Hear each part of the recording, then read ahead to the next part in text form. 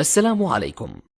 لا تنسوا الإعجاب بالفيديو والاشتراك في القناة تشجيعا لنا لنستمر بنشر المزيد إن شاء الله.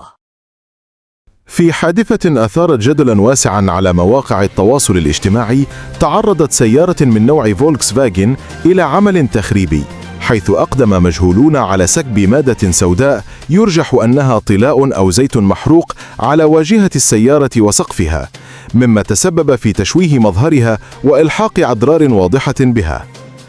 الواقعة التي حدثت بأحد أحياء الجزائر خلفت استياء كبيرا وسط السكان ورواد الفضاء الأزرق، إذ اعتبرها الكثيرون سلوكا غير حضاريا ودليلا على انحدار بعض التصرفات العدائية، بينما رأى آخرون أنها قد تكون نتيجة خلاف شخصي أو انتقام بين أطراف معينة.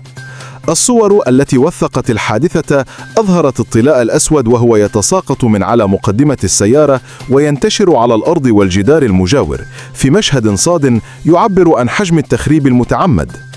وقد طلب مواطنون السلطات الأمنية بضرورة فتح تحقيق لمعرفة هوية الفاعلين وردع مثل هذه التصرفات التي لا تمس فقط بالممتلكات الخاصة، وإنما تعكس أيضا تهديدا للسلم الاجتماعي والأمن العام.